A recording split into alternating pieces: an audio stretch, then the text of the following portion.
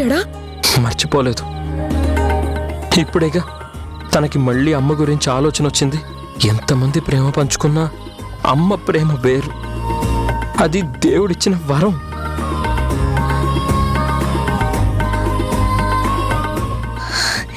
అమ్మా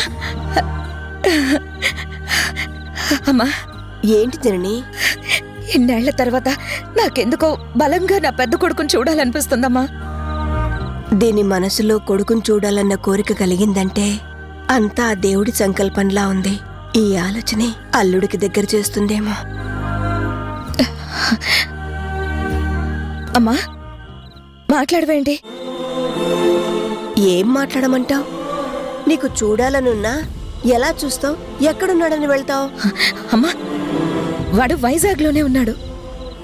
ఎవరు చెప్పారు? నా మనసు చెప్తుంది. మనసు చెప్పచ్చు, కానీ ఎలా చూస్తావు? వీలయ్యే పనేనా? గుణ చూడ్డానికి ఒప్పుకుంటాడా? నిన్ను రానిస్తాడా? వీలు కాదంటే చూడటం ఎలా కుదురుతుంది? తప్పు చేశాను, చాలా పెద్ద తప్పు చేశానమ్మా.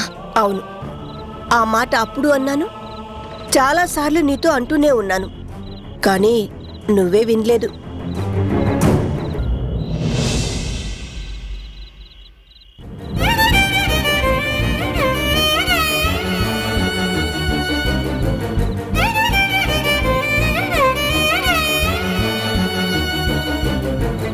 తరుణ్,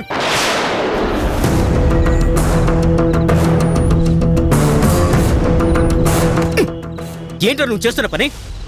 చనిపోయిందని వాడు చెప్పడం, నువ్వు దండ వేయడం తప్పు. చాలా తప్పు చేస్తున్నావు. అంటే మా అమ్మ బతికే ఉందా? మా నాన్న అబద్ధం చెప్పారా? నా వరకు చనిపోయిందని మాత్రమే అన్నాడు. ప్రపంచానికి బతికుండొచ్చని కూడా అన్నాడు కదా. తన దృష్టిలో చనిపోవడం అంటే మరి నా దృష్టిలో ఏంటి? ఈ ఇంటి వరకు చనిపోయిందంటే నేను ఇంటి వాడినే కదా. ఇప్పుడు ఈ ప్రశ్నలన్నీ ఎందుకురా? కావాలి, తెలియాలి, క్లారిటీగా తెలియాలి. ఏం తెలియాలరా? ఉందా, వదులుకున్నాడా, వదిలేశారా, పోయిందా, చనిపోయిందా?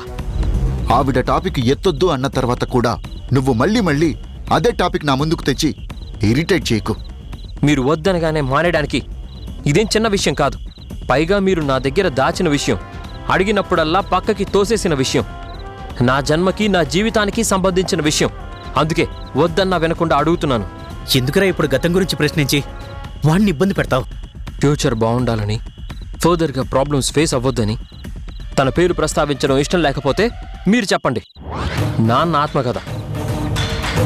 మీరు నాన్నకి సంబంధించిన ప్రతి విషయంలోనూ పార్టిసిపేట్ అవుతారు కదా. ఆయన మనసు అంతా తెలిసినవారు కదా. చెప్పండి. అది కాదు తరుణ్. నచ్చ చెప్పి దాటవేసే ప్రయత్నాలొద్దు. ధైర్యం ఉంటే స్ట్రైట్గా ఫ్రాంక్గా చెప్పండి. లేకపోతే మీ ఫ్రెండే కదా, ఈయనతో చెప్పించండి. కఠినంగా చనిపోయిందనేంతగా తప్పు నా తల్లి ఏం చేసిందో నాకు తెలియాలి.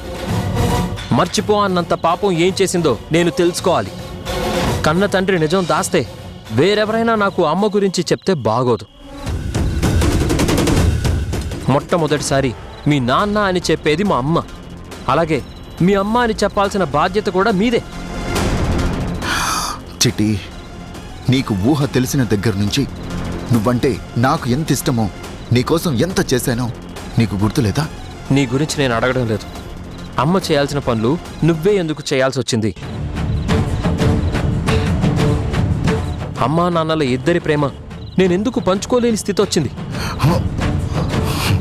అమ్మే తొలి మాట, అమ్మే తొలి గురువు, అమ్మ ఒడే బడి. దెబ్బ తగిలితే అమ్మ అని అందరూ తలుస్తారని అంటారే, నేను మాత్రం ప్రతి బాధకు నాన్న అనాల్సిన అవసరం ఏమొచ్చింది? ఆ మూర్ఖత్వానికి నన్ను సమాధానం చెప్పమంటావా? నా ఎదురుగా ఉన్నది నువ్వే కాబట్టి సమాధానం చెప్పాల్సింది నువ్వే. Stop it Tarun.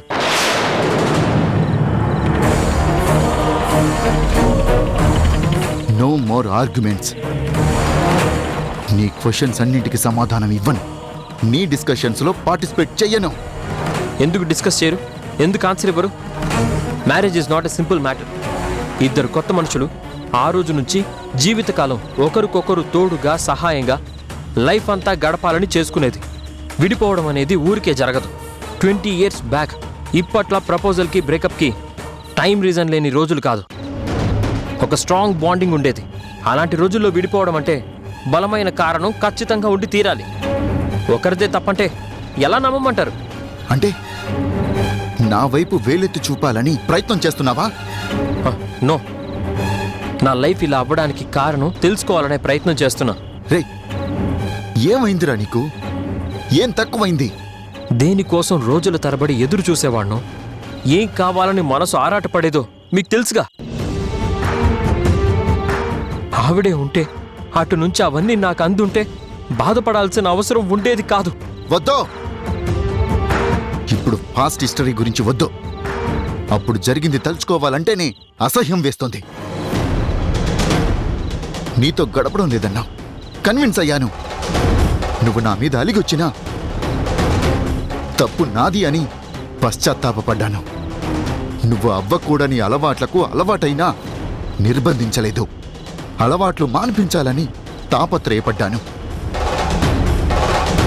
నీతో ఫ్రెండ్లా బిహేవ్ చేశాను, కానీ ఖచ్చితంగా ఇలాగే ఉండాలని ఎప్పుడూ శాసించలేదు. నువ్వు నరాలు కోసుకుంటే నేను నరాలు చిట్లేంత స్ట్రెస్ ఫీల్ అయ్యా. కోరిక తీర్చడానికేగా అంత పేరున్నా ఆదాయమున్నా నీకోసం నీ మీద ప్రేమతో ఇక్కడికి వచ్చాను.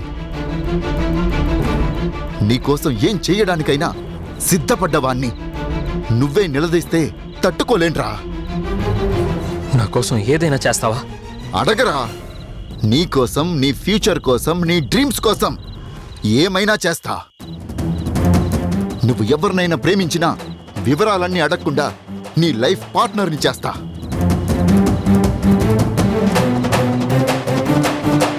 అడగరా. నాకు అమ్మ కావాలి, తెచ్చిస్తావా?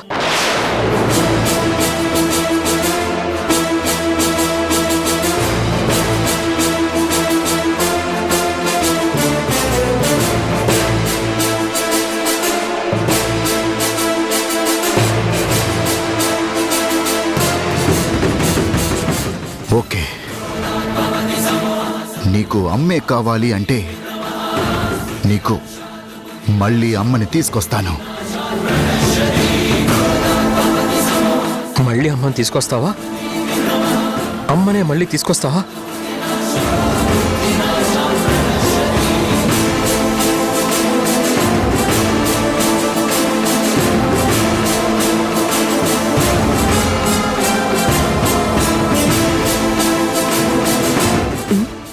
ఏమైంది?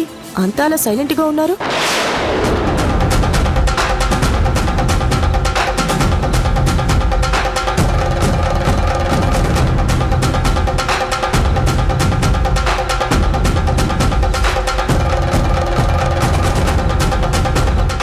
నీకోసం మళ్ళీ అమ్మని తీసుకొస్తాను.